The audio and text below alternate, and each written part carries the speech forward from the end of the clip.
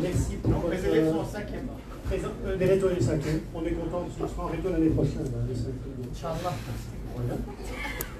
Bienvenue à cette toute première séance de Frites et Sciences. Frites et Sciences, c'est une initiative de la friterie Patatac, celle que vous retrouvez maintenant, et de dailyscience.be, dailyscience.be, qui est un média en ligne belge francophone qui parle de science, de recherche, d'innovation, en français, c'est vulgarisé, c'est sur le web. Vous irez voir si vous avez envie, on publie des nouveaux articles tous les jours, depuis 2014. Et donc, Frites et Sciences, première rencontre, et on en a jusqu'à la fin du mois de décembre, tous les mercredis de l'année scolaire.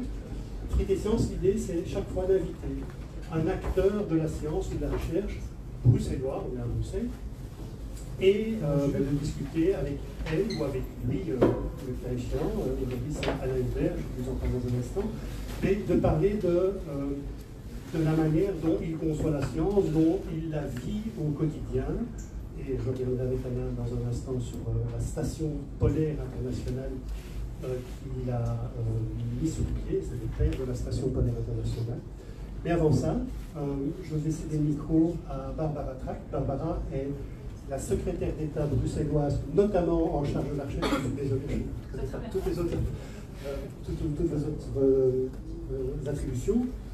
Et Barbara, à vous le micro. Super. Merci, je ne serai pas très longue.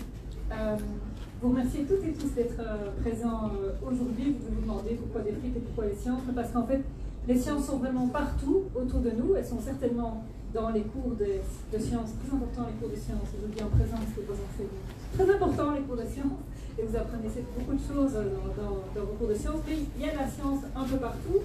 Quand on fait des frites, ils vous expliqueront certainement.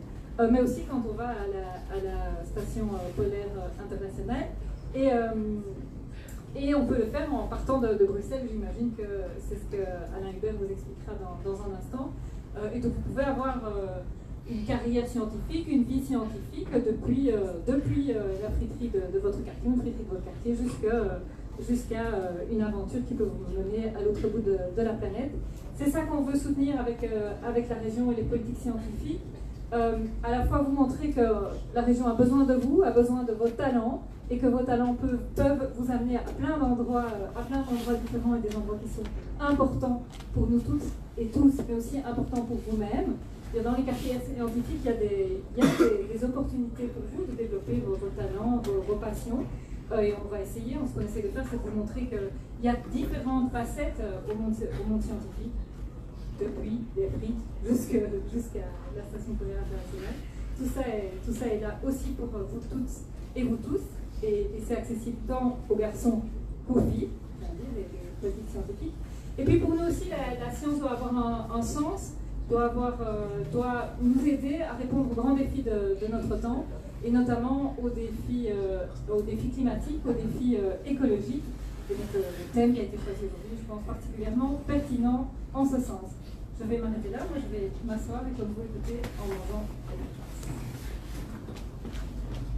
Merci Madame Frey. Je vous en prie. Merci pour ces quelques mots. Ça va être à nous, Alain. Je peux donner des questions. Notre premier invité, Alain Hubert. Alain Hubert est donc, pour les aspects très sérieux, ingénieur de formation, ingénieur en construction civile. Mais on le connaît, je pense, beaucoup mieux comme explorateur polaire, comme sportif de l'extrême, c'est un montagnard également assidu. Et aujourd'hui, il est surtout là avec sa casquette de président fondateur de la Fondation polaire internationale, qui est basée à Bruxelles. On a une fondation internationale qui s'intéresse au pôle, qui est basée, je crois, à Doré, voilà. Et qui fait des choses merveilleuses, à commencer par cette fameuse station polaire, Princesse Elisabeth, installée en Antarctique, qui vit et qui fonctionne depuis 15 ans, mais qui a été conçue, portée par la Fondation polaire. Alain, est-ce que j'ai autre chose à dire te concernant d'abord? Bon, il ne faut pas trop en dire, mais non, je suis surtout entrepreneur. Et ma passion, c'est la menuiserie. Et donc, en fait, quand j'ai fait mes études, j'ai créé une entreprise de menuiserie. Et c'est ça ma vraie passion. Alors, l'autre, c'était de fait la montagne qui m'a appris peut-être à fréquenter les grands espaces. Et aussi, je suis un peu têtu. Et donc, c'est vrai que j'avais l'habitude, quand j'étais plus jeune, de souvent ne pas toujours croire ce qu'on me disait que je voulais faire, en ce sens que si j'ai vraiment un projet que j'avais envie de faire, à l'époque c'était d'abord la montagne, des expéditions, et puis c'est d'aller un peu plus loin. Souvent, ces projets-là me paraissaient impossibles, et donc c'est vrai que, quand on, en plus, des grands projets, ça paraît souvent aux autres et aux parents les premiers, quelque chose de très irraisonnable. Mais voilà, si j'ai envie d'ailleurs de vous dire quelque chose sur le côté, c'est que si vous avez des rêves et des passions, il faut surtout les garder, même si on vous explique que ce n'est pas tout à fait raisonnable, qu'il ne faut pas le faire, parce qu'un jour, à force d'y penser, il apparaît que, en tout cas moi c'est mon expérience, ça m'est devenu naturel. Et le jour où les grandes expés que j'ai voulu faire en montagne, et surtout la première au pôle Nord, il y a bien longtemps, et bien, à un moment donné, quand j'y avais tellement pensé que c'était naturel et j'ai plus qu'à y partir. Alors, voilà. Et la station belge, c'est un peu ça, parce que ce sont les espaces polaires qui m'ont amené à comprendre via la science, parce qu'en tant que scientifique de formation, j'avais donc fait un projet qui m'a fait comprendre à quoi ça servait pour résoudre les problèmes qu'on a aujourd'hui, en particulier du changement climatique. Et c'est comme ça qu'on a construit cette station et que ma vie a changé. Alors, il y a une chose que je regrette, c'est de ne plus faire assez de menuiserie. Mais bon, voilà, c'est ça la vie, on rencontre des gens, des chemins, et puis bon, les choses se font, et c'est ça qui est aussi intéressant. Et donc quand même que la structure de la station est en bois. Oui, bien sûr, c'est la seule station en bois, on ne va pas rentrer dans les détails aujourd'hui, mais voilà. Une station polaire en Antarctique, belge, zéro émission. Depuis le début de la station, on parle d'une station zéro émission. Alors on comprend bien les enjeux de la recherche, on peut comprendre les enjeux de la recherche en Antarctique par rapport au changement climatique. Avoir une station zéro émission, c'est un peu la même dynamique, c'est les mêmes raisons qui nous ont amené à concevoir cette station la plus propre possible. Ben oui, donc on ne connaît pas bien les pôles, hein. Mais les pôles, finalement, le nord, vous le savez, c'est sur un océan, le sud, c'est sur un continent. Le nord, il y a essentiellement de la glace, et l'Antarctique, ce continent, il n'y a que 2% de rochers sur une surface qui fait 2 fois les États-Unis. Donc, ce sont les 2 seules sources froides du climat. Donc, elles ont un rôle déjà au niveau de la protection essentiel dans la façon dont la circulation atmosphérique se passe autour de notre planète. Et donc, les problèmes qu'on connaît aujourd'hui, donc ça, c'est la première chose. La deuxième chose, c'est que l'Antarctique est gérée par un certain nombre de pays, et dont la Belgique, qui est un des pays fondateurs, et il y a un protocole environnemental.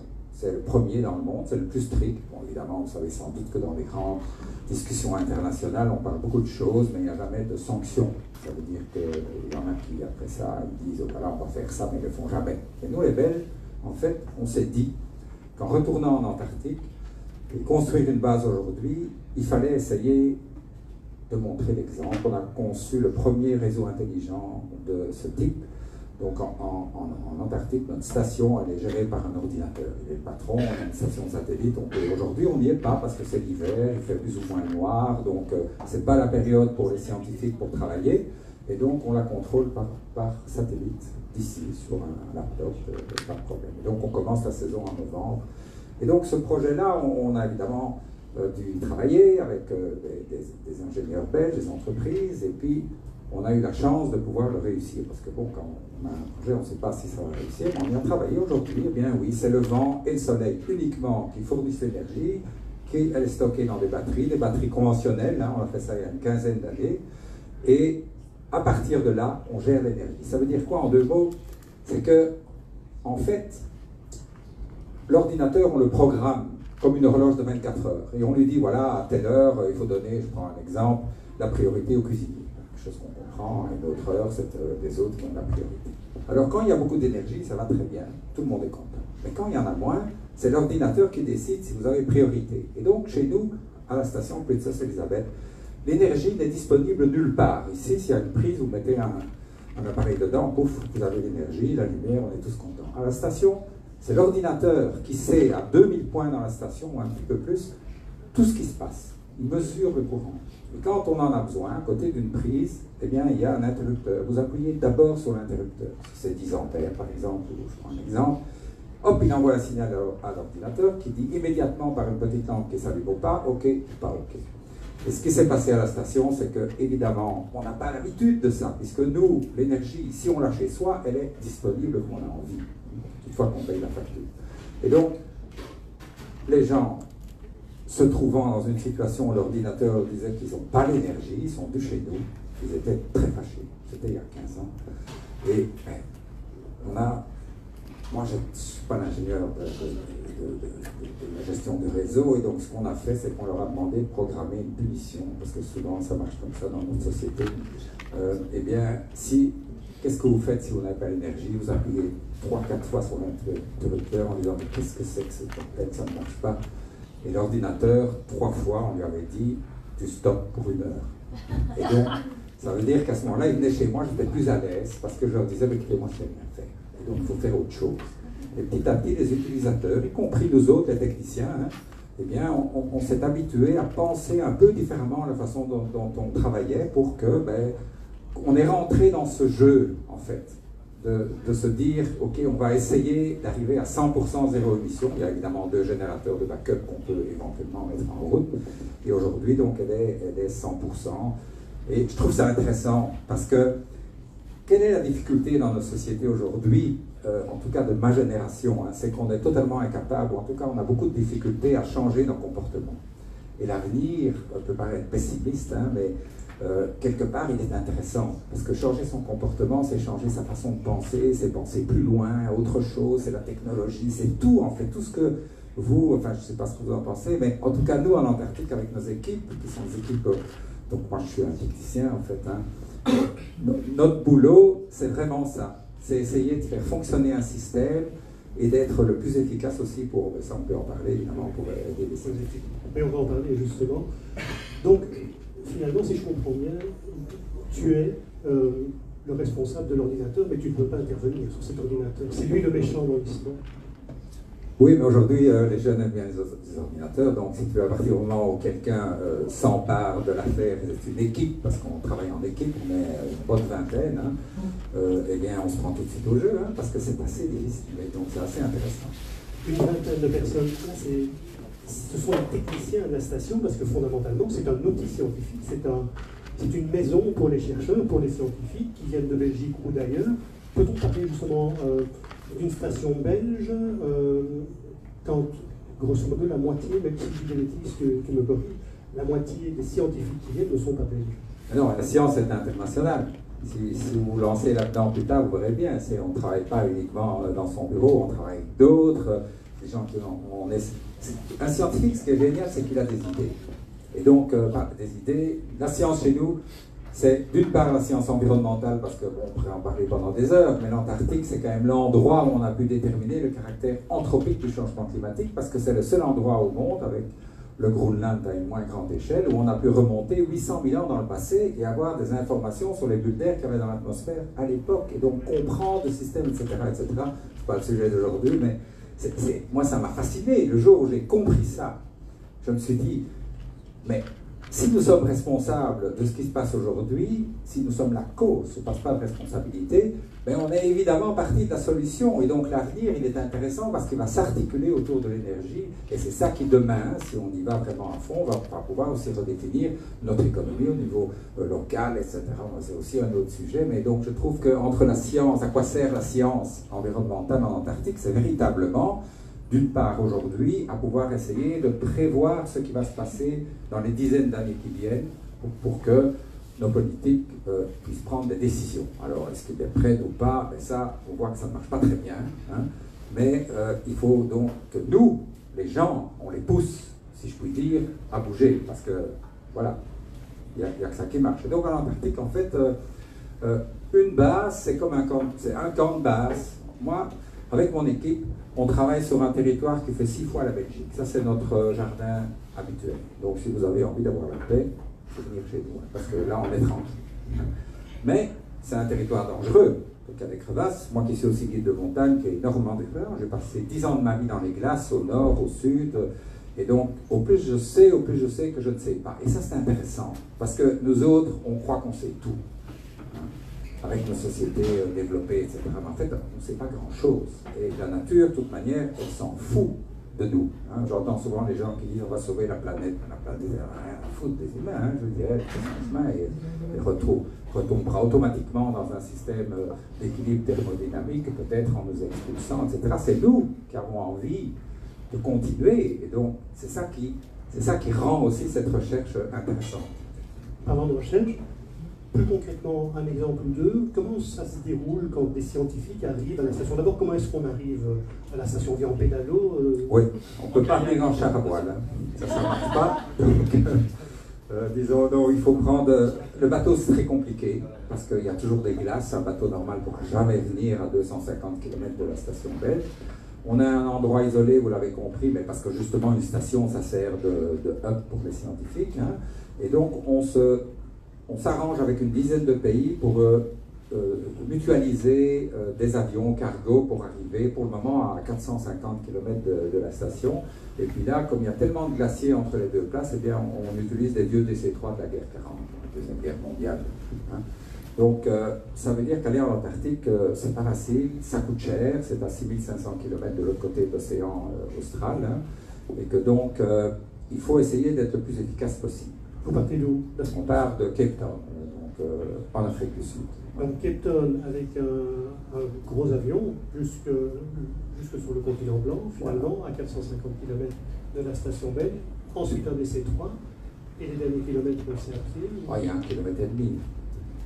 C'est pas de problème. Et puis bon, on a des véhicules, on travaille aussi sur des véhicules zéro émission, mais ça prend plus de temps.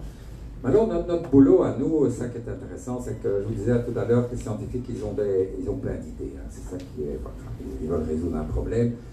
Et nous, on est là, ingénieurs, techniciens, donc mécaniciens, menuisiers, logisticiens, etc. On est là pour...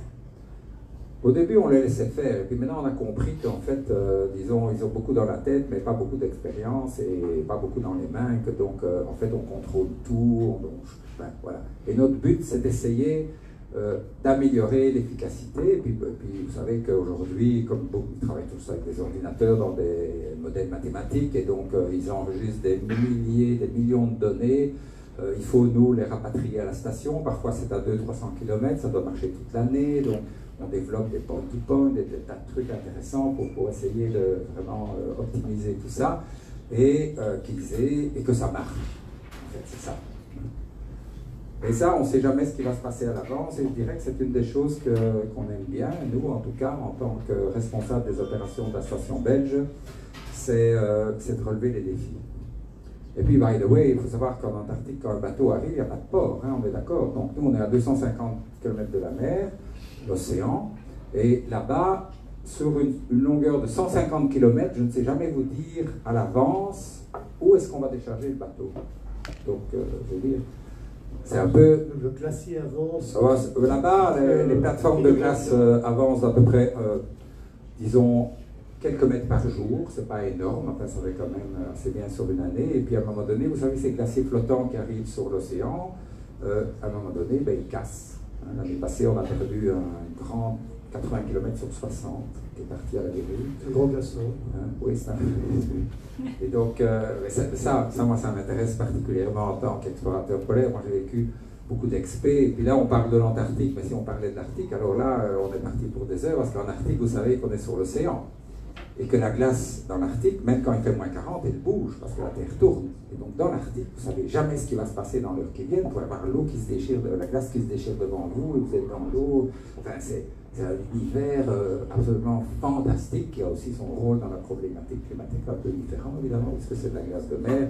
Mais je crois que j'ai parfois envie d'envoyer tous les politiciens au pôle Sud. D'ailleurs, peut-être vous pourriez le commenter, Madame la Ministre, parce que... Sûrement moyen d'organiser un voyage de groupe, je pense, oui. Mais restons en Antarctique et sur cette station. Tu disais, le bateau il arrive à 250 km de la base, donc je suppose qu'il y a des tonnes et des tonnes de matériel, de containers à décharger et puis à acheminer vers la station. Oui, pas des tonnes, parce que d'abord, nous, on ne doit pas acheminer de fuel, sauf pour les véhicules encore. De fuel, oui. Donc, en gros, on a des matériels...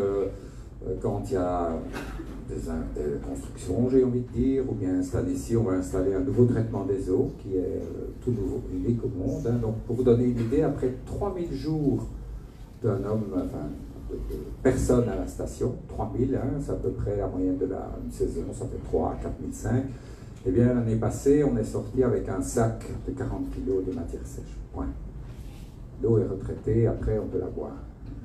Mais ça, c'est aussi un truc qu'on n'a pas imposé aux scientifiques parce qu'on s'est aperçu que c'était plus facile que ce qu'on imaginait de faire fondre la neige et d'en avoir beaucoup.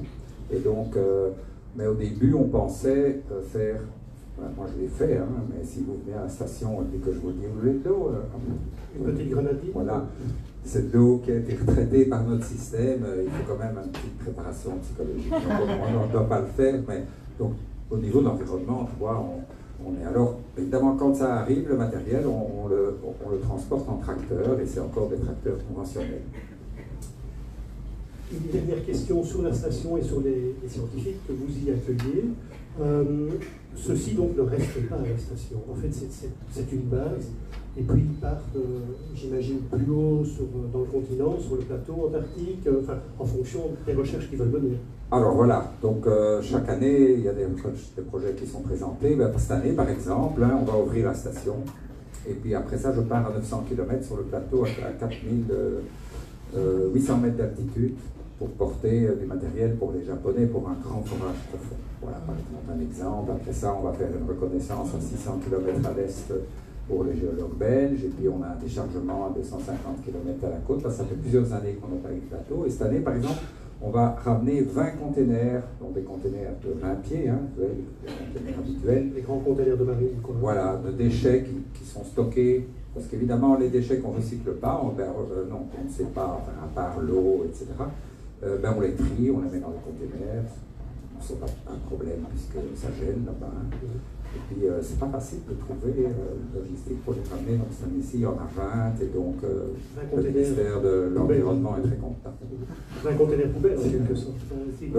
Oui, c'est ça. Enfin, il y a du métal, il y a du plastique, enfin voilà.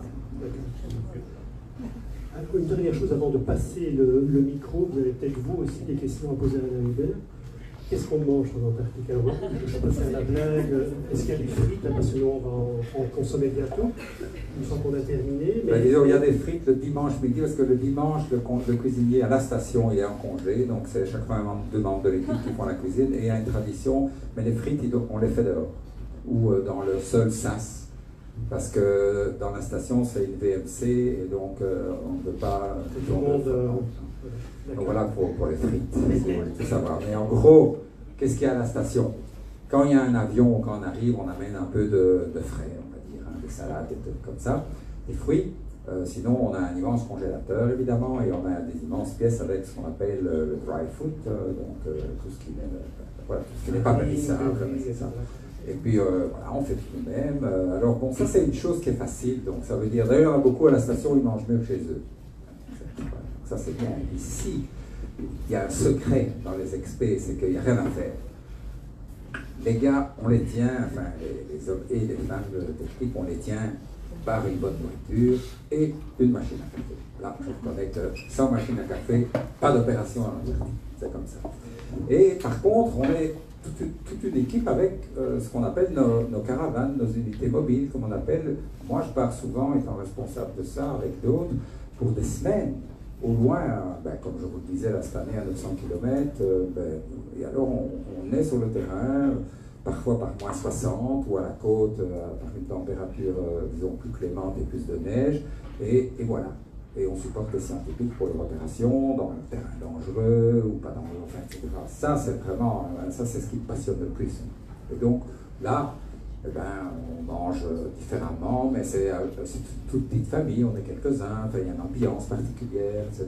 Et puis bon, on travaille tout le temps. Hein. De toute manière, ce qui est bien en Antarctique, c'est que, oui, vous savez peut-être pas, en été, il y a 24 heures de lumière, hein, puisqu'on travaille en février, ça commence à être un peu plus sombre.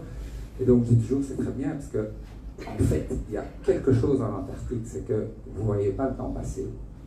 Hein. Comme on n'a plus de référence d'ailleurs, parce qu'en Antarctique, on ne sait plus estimer ce qui nous sépare, par exemple, d'une montagne. Nous, on est au pied des montagnes, vous avez peut-être vu sur les photos, là, on en voit quelques-uns. Et donc, mais je dis souvent, c'est très bien chez nous, s'il n'y a pas le poète-poète, enfin, si on a tous une radio, hein, donc ça veut dire si on travaille dans les environs de la station, jusqu'à quelques 5 km, eh bien, on démarre à 8 h, on a le lunch à 1 h, puis on démarre à 2 h jusqu'à 8 h, et donc en fait, on entend le poète-poète, un petit klaxon là, et on entend ça, alors on sait qu'il faut aller manger, sinon, on continue à travailler. Donc, et on travaille 7 jours sur 7, j'imagine. Disons, à la station, c'est 6 jours sur 7, minimum 10 heures par jour, et sinon on n'a pas d'heure s'il faut bosser. Mais bon, c'est un peu comme une grande famille, donc je veux dire, c'est les opérations, c'est l'affaire de toute équipe, et c'est ça qui compte, je veux dire, voilà. Et c'est comme ça pendant 4 mois, c'est ça? 4 mois, oui, c'est ça. Oui, pendant la saison antarctique. Après ça, l'automne commence, les vents sont plus forts, etc. Ça commence à devenir plus compliqué. Et de toute manière, les scientifiques, ils viennent à la période où c'est le plus rentable pour eux de travailler. Alain, merci beaucoup.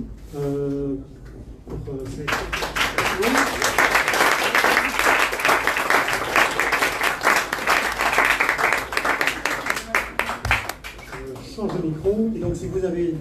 Voilà. La parole est à vous. Si vous avez des questions pour Alain Hubert, c'est le moment.